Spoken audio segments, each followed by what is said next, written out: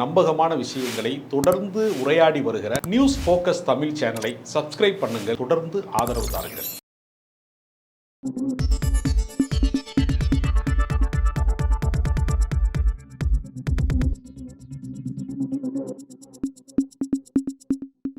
News focus Tamil நேயர்களுக்கு வணக்கம். இன்று நம்மோடு இணைந்திருக்கிறார் பத்திரிகையாளர் திரு ராஜகம்பீரன் அவர்கள். வணக்கம். சமீபத்தில் இசையமைப்பாளர் ஏஆர் ரஹ்மான் அவர்கள் அவங்களுடைய டிவோர்ஸ் அனௌன்ஸ்மெண்ட்டை வெளியிட்டிருந்தாங்க. அதற்கு பிறகு பலவிதமான குற்றச்சாட்டுகள் வைக்கப்படுது சார். அதாவது அவர் கூட பணியாற்றிய பாஸ் கிட்டாரிஸ்ட் அவங்களோட சம்மந்தப்படுத்தி நிறைய கருத்துக்கள் வெளியாகுது. அதை பற்றி உங்களுடைய கருத்து என்ன சார்?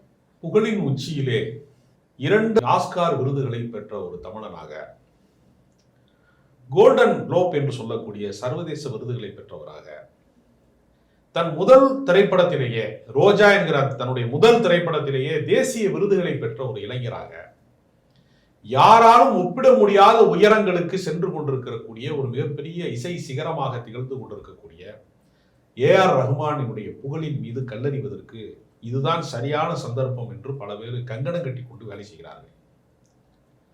ஒரு இசைக்கலைஞன் அடிப்படையிலே ஒரு கிரியேட்டரா இருக்கிறவங்க எப்பொழுதுமே தனிமையை விரும்பக்கூடியவர்களாக இருப்பாங்க. ஏன்னா சிந்திப்பது அப்படிங்கிறது சாதாரண விஷயம் அல்ல. இந்த உலகம் முழுக்க முழுக்க சிந்தனையால் தான் இந்த உலகம் மாற்றப்பட்டிருக்கிறது.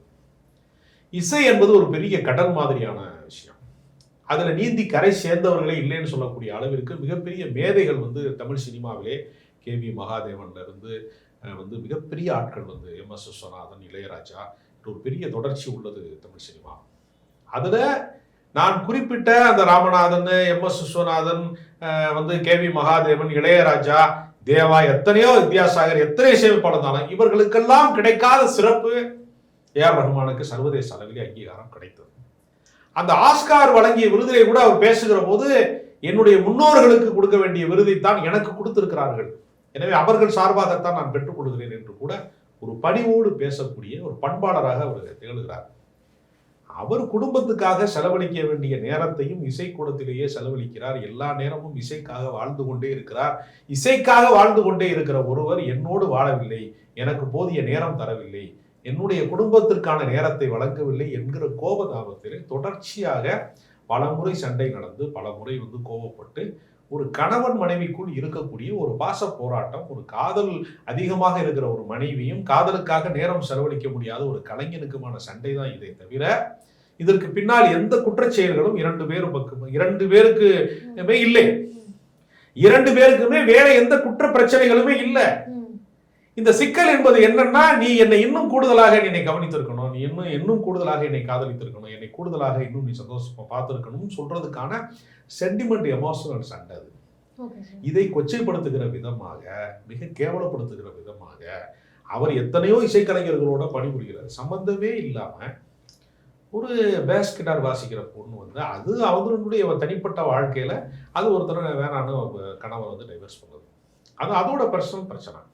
நீங்க சினிமாவில் ஸ்டுடியோவில் ஒர்க் பண்றவங்கலாம் அந்த நேரத்துக்கு தான் அவங்க வருவாங்க.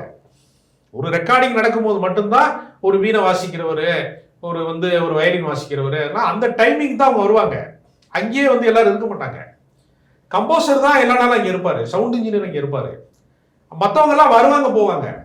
அது ஒரு திருவிழா மாதிரி. அது இந்த அடிப்படை அறிவு கூட இல்லாம, சம்பந்தமே இல்லாம அதோட போட்டோ ஏதோ ஒரு செல்ஃபி எடுத்திருப்பாங்க. பிரபலமாக இருக்கக்கூடிய கலைஞர்களோட பணிபுரியக்கூடிய ஒரு சாதாரண ஒரு கிட்டார் வாசிக்கக்கூடிய ஒரு பெண் போட்டோ எடுத்திருக்காங்க, ஒரு செல்ஃபி. இதை போய் அவங்க 2 பேருக்கு சம்பந்தம் இருக்குன்னா, இந்த உலகத்துல பெண்கள் வேலைக்கே போக முடியாது.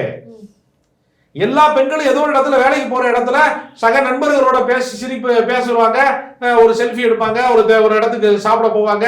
அந்த ஆண்களோட பூராமே அந்த பெண்களுக்கு பாலியல் ரீதியான உறவு இருக்கு அப்படின்னு இந்த உலகத்துல ஆரம்பிச்சானா, மீண்டும் பெண்கள் படி தாண்டாதவன் தான் பத்தினிங்கிற மாதிரி வீட்டுக்குள்ள வச்சு பூட்ட வேண்டியதுதான். அவர்களுக்கு கல்வி மறுக்கப்பட்டது, இதை காட்டி தான் கல்வி மறுக்கப்பட்டது, இதை காமிச்சுதான் அவங்களுக்கு வேலை மறுக்கப்பட்டது, சொத்து மறுக்கப்பட்டது, பெண்களை அடிமையாக நடத்த வேண்டும் என்று சொல்லக்கூடிய ஆணாதிக்க சிந்தனை உள்ளவர்கள் அத்தனை பேருமே பெண்களை கடந்த காலத்துல பூட்டி வச்சதுக்கு என்ன காரணம்? பெண்ணுக்கு நம்ம படிப்பு கொடுத்தோம்னா, வேலை கொடுத்தோம்னா, பொருளாதார ரீதியா அவங்களை சுதந்திரமா விட்டோம்னா நினைச்சவரோட ஓடி போயிருவாங்கிறத கடந்த காலத்துல சொன்னா, அந்த குற்றச்சாட்டை கொண்டு ஒரு உலக புகழ்பெற்ற ஒரு இசைக்கலைஞர் மேல, அவருக்கு 57 வயது ஆகிறது, அவருடைய தனிப்பட்ட வாழ்க்கையில அவர் ஒரு பெண்ணை காதலிக்கிறாரு. அந்த பெண்ணோட அவர் 29 வருஷம் மன வாழ்க்கையில் இருந்திருக்காரு. இப்போ அவங்களுக்குள்ள மனம் கசந்து வேணாம் அப்படிங்கிற ஒரு இடத்துக்கு அவங்க வந்திருக்காரு. இது 2 பேருடைய தனிப்பட்ட பர்சனல். இதுல 3வது நபருக்கு என்ன வேலை இருக்கு? அவங்க யாராவது சொன்னாங்களா எங்க 2 பேருக்குள்ள சண்டை நீங்க எல்லாம் தீர்த்துவீங்களா அப்படின்னு டிஜிட்டல் மீடியாக்காரன் யூடியூப்காரன் எல்லாம் சொன்னாங்க. அவங்க இந்த அயோக்கிய பேருக அடுத்தவனுடைய அந்தரங்கத்துக்குள்ளே வந்து அத்துமீறி நுழையக்கூடாது என்கிற அடிப்படை அறமற்றவர்கள் இதை ஒரு பேசு பொருளாக மாற்றி, இதை ஒரு விவாதமாக மாற்றி மேற்கொண்டு அவங்களை கொச்சப்படுத்துற வேலையை செய்யறான் சார். ஆனா இப்படி வந்து ஒரு இந்த மாதிரியான ஒரு விமர்சனம் வர வேண்டிய காரணம் என்ன? காரணம் என்னன்னா, நீங்க ஒரு துறையில வெற்றி பெறுகிறவர்களை வந்து நீங்க வேற எந்த வடிவத்திலையும் வந்து அவங்கள ஜெயிக்கவே முடியாதவங்க பல பேர் இருப்பாங்க.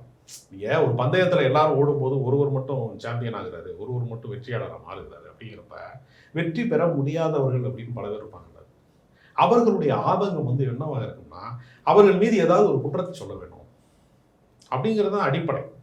அப்ப இவ்வளவு நாளா சினிமாவில் இருக்கிறாரு. 92ல தொடங்கி ஒரு 32 ஆண்டு காலம் கடந்து சினிமாவில் இருக்கிற ஒருத்தருக்கு இவருக்கு மட்டும் எப்படா மிஸ்டர் கிளீன் இமேஜ் வரும்? விடக்கூடாது. இந்த சந்தர்ப்பத்துல அவங்க மனைவியே அவரை வந்து வேணான்னு சொல்றாங்க அப்படின்னா அவர் எவ்வளவு மோசமான ஆளா இருப்பாரு அப்படிங்கிற யூகத்தை உருவாக்குவதன் மூலமாக ஒரு அரசியல் செய்யக்கூடிய ஒரு கூட்டம் இதற்குள்ள வேலை செய்யறாங்க. சார், இப்போ வந்து ஏஆர் ரஹ்மான் அப்படின்ற அவங்கள பொறுத்த வரைக்கும் வந்து எப்போவுமே வந்து ஒரு தமிழுக்கு ஒரு முன்னுரிமை கொடுக்கக்கூடிய ஒரு இசைக்கலைஞர். அவர் மீது வந்து இந்த மாதிரியான ஒரு அவதூறு கருத்து வந்து வர்றதுக்கு பாஜக தான் பின்னாடி இருந்து இந்த மாதிரியான ஒரு வேலையை செய்கிறாங்க. அவர் இஸ்லாமியர் அப்படின்ற ஒரு அடிப்படையில் அவர் மீது இந்த மாதிரியான தவறான குற்றச்சாட்டுகள் வந்து வைக்கப்படுது. இந்த மாதிரியான மக்கள்கிட்ட ஒரு குழப்பற வகையில் கொண்டு போய் சேர்க்கணுன்ற ஒரு நோக்கத்தோடு பாஜக பின்னாடி இருந்து செயல்படுறதா ஒரு குற்றச்சாட்டு வைக்கப்படுது இல்லையா? அதை பற்றி உங்களுடைய கருத்து?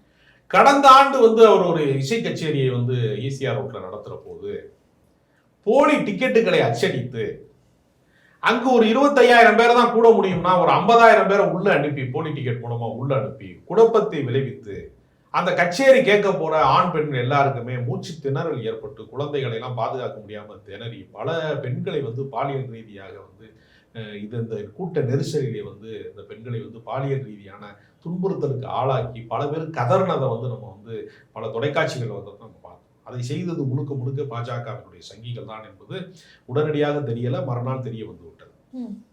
அப்ப அவருடைய நோக்கம் என்னவாக இருக்குன்னா, இஸ்லாமியர்கள் மீது சிறுபான்மை மக்கள் மீது ஒரு வெறுப்பை கட்டமைத்தால் தான் பெரும்பான்மை மக்களை திரட்ட முடியும் என்கிற அரசியலை அவர்கள் செய்ய விரும்புகிறார்கள். ஏஆர் ரஹ்மான் வந்து கடந்த காலங்களில் திலீப் குமாராக இருக்கிற வரைக்கும் இவனுக்கு பிரச்சனை கிடையாது. திலீப் குமார் ஏஆர் ரஹ்மானா மாறினதற்கு பின்பு இவனுக்கு இருக்க சிக்கல் என்னன்னா, அவரை நேசிக்கக்கூடியவர்கள் எல்லாருமே இஸ்லாமிய மார்க்கத்தை வெறுக்கக்கூடியவர்களாக மாற மாட்டாங்கிற பிரச்சனை இருக்கிறதுனால பாஜகவினுடைய ஓட்டு அரசியலுக்கு இது ஒரு பெரிய தடையாக இருக்கிறது. அதனால இந்த சந்தர்ப்பத்தை பயன்படுத்தி கொண்டு எப்படியாவது அவருடைய இமேஜை வீழ்த்தி விட வேண்டும், அவரை கொச்சைப்படுத்தணும் அப்படிங்கிறதுக்காக அவருக்கும் அவருடைய மனைவிக்குமான தனிப்பட்ட பிரிவு. இன்னைக்கு அவங்க வந்து சண்டை போடுறாங்க, நாளைக்கு சேர்ந்துக்குருவாங்க, இது அவங்க பிரச்சனை. அது இதை பயன்படுத்தி கொண்டு சம்பந்தமே இல்லாமல் ஃபேஸ்புக்கில் ஒரு போட்டோவை தேடி ஒருத்தர் வந்து ஒரு ஒரு கல்கத்தாவை சேர்ந்த ஒரு பெண்மணி, அவங்க ஒரு இசைக்குழுவில் வாசிக்கிறவங்க, அவங்கள சம்பந்தமே இல்லாமல் அவங்க வாழ்க்கையை வந்து இவர் வாழ்க்கையோட தொடர்பு படுத்தி கட்டுக்கதைகளை வந்து கட்டவிழ்த்து விட்டு அவதூறு பிரச்சாரங்கள் செய்வதன் மூலமாக இவரை வந்து வீழ்த்திடலாம் அப்படின்னு நினைக்கிறான். அவரை வீழ்த்தனா அவரை விட நீ மிகச்சிறந்த இசைக்கலைஞராகி அவர் சாதனைகளை நீ முறியடிக்கலாமே தவிர அதை செய்ய முடியாத கொலைகள் என்ன செய்யறாங்கன்னா கொல்லைப்புறமாக இருந்து கொண்டு இந்த மாதிரியான கொரில்லா யுத்தத்தை தொடங்கியிருக்காங்க. இது வெற்றி பெற அவர் மீது அபிமானம் கொண்டிருக்கிற கோடிக்கணக்கான ரசிகர்கள் உலகம் முழுக்க இருக்கிறாங்க. அதனால அவர் மீது நீங்கள் இது மாதிரியான அவதூறு பிரச்சாரத்தின் மூலமாக அவர் புகழுக்கு களங்கம் விளைவிக்கலாம் என்பது ஒரு பகற்கனவு. அது நிச்சயமா நடக்கிறது. சார், இந்த மாதிரி ஏஆர் ரஹ்மான் அவர்கள் வந்து அவருடைய எந்த மேடையில பேச ஆரம்பிச்சாலுமே வந்து எல்லா புகழும் இறைவனுக்கே அப்படின்ற மாதிரி தான் ஆரம்பிப்பாங்க. அந்த வகையில வந்து ஒரு அன்பு வந்து எல்லார் இடத்துக்கும் வந்து அன்பை வந்து தெரிவிக்கணும் அப்படின்ற வகையில தான் அவருடைய செயல்கள் எல்லாமே இருக்கும். அந்த வகையில் அவருடைய குடும்பத்தில இருந்தே வந்து அவர் ஒரு வெறுப்பை சம்பாதிச்சிருக்கிறாரு. அதனாலதான் வந்து அவருக்கு டிவோர்ஸ் நோட்டீஸ் ஆனது கொடுக்கப்பட்டிருக்கு அப்படின்ற ஒரு பார்வை இருக்குல்ல, இதை எப்படி புரிந்துக்கிறது சார்? அது ஒரு மனிதன் வந்து தனக்காக மட்டுமே வாழ்கிற மனிதன் என்று பல மனிதர்கள் இருக்கான். தான் உண்டு, தன் வேலை உண்டு, தன் பிள்ளை உண்டு, குடும்பம் உண்டு, கொண்டாட்டி உண்டுன்னு வாழ்ற பல பேர் இருக்காங்க. ஆனால் நீங்கள் மகத்தான ஆளுமைகளாக இருக்கிறவர்கள் வந்து என்ன செய்வாங்கன்னா, அவங்களுக்கு குடும்பத்தை கவனிப்பதற்கான போதுமான நேரம் இல்லாமல் போய்விடும். ஒரு இசைக்கலைஞனா இருக்கக்கூடியவங்க, இசையில ஒரு பெரிய மேதையாக இருக்கக்கூடியவர்கள் வந்து எல்லா நேரமுமே, இப்போ நீங்க காலையில 10 மணிக்கு வேலைக்கு போயிட்டா மற்றவங்களாம் 5 மணிக்கு ஆஃபீஸ் முடிஞ்சிடும், 6 மணிக்கு கிளம்பிடுவான், வந்து பைக் எடுத்துக்கிட்டு கார் எடுத்துட்டு வீட்டுக்கு 7 மணிக்கு வந்து சேர்ந்துருவான். எல்லாருக்கும் 8 மணி நேரம் தான் வேலைன்னா ஒரு கலைஞனாக இருக்கிறவனுக்கு வந்து 8 மணி நேரம் வேலை கிடையாது. அவன் சிந்தித்து கொண்டே இருக்கணும். அதை எல்லா நேரமுமே அவன் வந்து 24 hours கலைஞன். அவன் ஒவ்வொரு மனிதனுமே என்ன செய்வான்னா அவனுடைய மகத்தான ஒரு கதாசிரியனாக இருக்கிறவன், கவிதை எழுதக்கூடியவனாக இருக்கிறவன், இசைக்கலைஞனாக இருக்கிறவன் எல்லாருமே வந்து எப்படின்னா ஃபுல் டைமாக வந்து அவங்க கண்விழிக்கிற நேரம் எல்லாம் அதை பற்றியே சிந்திச்சுக்கிட்டே இருப்பாங்க. மகத்தான படைப்புகளை உருவாக்குகிறவர்கள் ஒரு கற்பனை உலகத்தில் சஞ்சரித்து கொண்டே இருப்பாங்க. அப்போ அந்த நேரத்தில் இப்போ ஸ்டூடியோவில் வந்து அவங்க ரெக்கார்ட் பண்ணுறாங்க, அவங்க மனைவி ஃபோன் பண்ணுறாங்க, அவரால் எடுக்க முடியாது. குழந்தைங்க ஃபோன் பண்ணாலும் எடுக்க முடியாது. அப்போ அவர் இசைக்காக தன்னை முழுமையாக ஒப்படைத்து கொடுக்குற போது குடும்பத்துக்கான நேரம் குறைய தான் செய்யும். சார், அப்போ இந்த மாதிரி கிரியேட்டிவ் ஃபீல்டில் ஒர்க் பண்ணுறவங்க வந்து ஒன்று ட்ரக் அடிக்டாக இருப்பாங்க, இல்லைனா வந்து உமனைசராக இருப்பாங்க, இல்லைனா வந்து அவங்களால குடும்ப இதை வந்து சரியாக மெயின்டைன் பண்ண முடியாமல் இருக்கும். இந்த மாதிரியான சூழல் வந்து எப்போவுமே இந்த கிரியேட்டிவ் ஃபீல்டில் இருக்கிறவங்களுக்கு இருந்துகிட்டே இருக்குமா? இல்லை, அப்படி இல்லை. யதார்த்தத்தை மறக்க விரும்புகிறவர்கள் என்ன செய்கிறாங்கன்னா ஒவ்வொருத்தரும் ஒரு பாதையை தேர்வு செய்கிறாங்க. இப்போ நம்ம யதார்த்த வாழ்க்கையில், நம்மளுடைய அன்றாட வாழ்க்கையில் நமக்கு நிறைய நெருக்கடிகள் இருக்கும். எல்லா மனிதனுக்கும், சராசரி மனிதனுக்குமான வயிற்றுக்கான வாழ்க்கை போராட்டத்துக்குள்ள எல்லாருக்கும் பல நெருக்கடிகள் இருக்கும். அதையே நினைச்சுக்கிட்டே ஒருத்தர் இருக்கிறான்னு வச்சுக்கோங்க. இப்ப வீட்டு வாடகை கொடுக்க முடியாம சாப்பாட்டுக்கு வழி இல்லாம இருக்கும்போது தான் மகாகவி பாரதியார் கவிதை எழுதியிருக்கிறாரு. என்ன கவிதை எழுதியிருக்கிறாரு? எத்தனை கோடி இன்பம் வைத்தாய் எங்கள் இறைவா அப்படின்னு பாட்டு எழுதியிருக்கிறார், கவிதை எழுதியிருக்காரு. ஆனா பல லட்சக்கணக்கான ரூபாய் சம்பாதிச்ச கவிஞர் கண்ணதாசன் எப்படி எழுதுறாருன்னா, பிறப்பிலும் அழுதேன் வந்து பிறந்த பின் அழுதேன், சிறப்பிலும் அழுதேன், ஊரார் இறப்பிலே அழுவதெல்லாம் நான் இப்பொழுதே அழுது விட்டேன் அப்படின்னு கவிதை எழுதியிருக்கிறார். அழுகையை பற்றி கவிதை எழுதியிருக்கிறார்.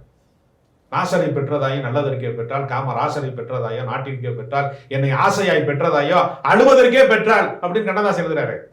ஏன்னா லட்சக்கணக்கில் சம்பளம் வாங்கிக்கிட்டு உலக புகழ்பெற்ற மனிதனாக வாழ்ந்து கொண்டிருக்கிறவே கண்ணீரை பற்றி கவிதை எழுதிக்கிட்டு இருக்கான். அடுத்த வேற சாப்பாட்டுக்கு வழி இல்லாத பாரதியார் எத்தனை கோடி இன்பம் வைத்தாய் எங்கள் இறைவான்னு எழுதுறாங்கன்னா அவங்க இருக்கிற வாழ்க்கையை எழுதுறாங்கிறது அல்ல, அவங்களுடைய மன உலகத்திற்குள்ள, ஒரு கற்பனை உலகத்திற்குள்ள அவங்க ஒரு வாழ்க்கையை வாழ்வாங்க. இப்போ பாண்டிச்சேரியில வந்து ஒரு பெரிய புயல் அடிக்குது, அடிச்சு தென்னை மரம்லாம் சாஞ்சு செதறி கிடக்கு. அம்புட்டு பார்த்தீங்கன்னா நாத்துக்கட்டு செதறினது மாதிரி செதறி கிடக்கு தென்னை மரங்கள்லாம், காக்கா குருவிலாம் செத்து கிடக்காது. அந்த புயல் அடிச்சு பாரதியார் வாழ்ந்த காலத்தில் நடந்த ஒரு சம்பவம். அவர் போய் ஒவ்வொரு காக்கா குருவியாக எடுத்து குழியை தோண்டி அடக்கம் பண்றாரு. சொந்தக்காரங்க செத்து போனா எப்படி நீங்க அடக்கம் பண்ணுவீங்களோ அந்த மாதிரி போய் அடக்கம் பண்ணிட்டு, காக்கை குருவி எங்கள் ஜாதி, நீல் கடலும் மலையும் எங்கள் கூட்டம் அப்படின்னு எழுதுறாரு. அப்ப கலைஞர்கள் என்பவர்கள் வந்து நம்மை போன்ற மனிதர்கள் மாதிரி தோற்றத்துல இருப்பாங்க. ஆனா அவங்க மகத்தான சிந்தனைக்குள்ள தன்மையப்படுகிற போது, ஆழ் மனதிற்குள்ள வந்து அவங்க வந்து பயணப்படுகிற போது அவங்க புற உலகத்திலிருந்து துண்டிக்கப்படுவாங்க. அப்போ குடும்ப உறுப்பினர்களுக்கு அவங்க உரிய நேரம் தர மாட்டாங்க. அது வந்து சகஜம். அதை வந்து அந்த குடும்பம் பொறுத்து கொண்டால், தியாகம் செய்தால் அவங்க வாழ்க்கை தொடரும். வேணாம் நீ இப்படி ஆளாக இருந்தால் எனக்கு வேணான்னு சொன்னால், கோவப்பட்டாங்க, எமோஷனல் ஆனாங்கன்னா பிரிவு போகும். இவ்வளவுதான் விஷயமே தவிர இதை வந்து ஏதோ ஒரு குற்றச்செயலாக மாற்றுவது அப்படிங்கிறது நம்ம வந்து சரியான விஷயம் இல்லை. சரி, இப்போ இந்த டிவோர்ஸ் பண்ண போறோன்ற அனௌன்ஸ்மெண்ட் தான் வந்து வெளியாகிருக்கு. ஸோ அதனால மீண்டும் சேர்றதுக்கான வாய்ப்பு எதுவும் இருக்கா? பிரிந்தவர் மீண்டும் சேர்கையில் அழுதால் கொஞ்சம் நிம்மதி, பேச மறந்து சிலையாய் நின்றால் அதுதான் தெய்வத்தின் சன்னதி கண்ணதாசன் எழுதியிருக்கிறாரு. பிரிந்தவர்கள் ஒன்று கூடுவது அப்படிங்கிறது இயல்பான ஒரு விஷயம். இந்த இடத்துல தேவையற்ற ஒரு ஈகோ ரெண்டு பேருக்குள்ள வந்து அவர் காதலித்து திருமணம் செய்திருக்கிறாரு. இந்த பெண்ணை வந்து எக்மோரில் இருக்கக்கூடிய ஒரு தர்காவிற்கு வருகிற போது பார்த்துட்டு, அப்போ கூட காதலை நேரடியாக சொல்லாமல் அந்த பெண்ணை பிடித்திருக்கிறது என்று அவருடைய அம்மாவிடம் போய் சொல்லி, அவங்க அம்மா பேசின பின்னாடி தான் அந்த பெண்ணிட்ட அவர் பேசியிருக்கிறாரு. அந்த அளவுக்கு வந்து பெண்கள் மீது வந்து மிகுந்த கண்ணியம் காக்கக்கூடியவராக அவர் இருந்திருக்கிறாரு. அவர் மேலே யாரும் அவதூறு பேசியதே கிடையாது. எல்லார் மீதும் குற்றச்சாட்டு சொன்ன சின்மயி போன்றவர்கள் கூட ஏஆர் ரஹ்மான் வந்து எனக்கு ஒரு தந்தையை போன்றவர், எனக்கு வழிகாட்டக்கூடியவர், என்னோட ரோல் மாடல் அவங்களாம் சொல்லியிருக்கிறாங்க. அந்த நற்பெயர் அவருக்கு இப்பொழுதும் இருக்கிறது. அதை கெடுப்பதற்கு ஒரு கூட்டம் முயற்சி செய்கிறாங்க. அந்த முயற்சி பலிக்காது. நிச்சயமாக இவர்கள் மீண்டும் வந்து இந்த ஒரு தற்காலிகமாக இந்த பிரிவை வந்து சரி செய்து கொண்டு மீண்டும் அவர்கள் ஒன்றிணைவார்கள். நல்ல கலைஞன், நம்மை மகிழ்ச்சிப்படுத்திய கலைஞன், நம் இரவுகளை இசையால் நிரப்புகிற கலைஞர்கள், அவர்களும் மகிழ்ச்சியாக வாழ வேண்டும் என்பதுதான் இசை ரசிகர்களின் விருப்பமாக இருக்கிறது. அதுதான் நம்முடைய விருப்பமாகவும் இருக்கிறது. சார், ஏஆர் ரஹ்மான் அவர்களுடைய விவாகரத்து குறித்து நேரத்தை ஒதுக்கி எங்ககிட்ட பல விஷயங்கள் பகிர்ந்துகிட்டதுக்கு ரொம்ப நன்றி.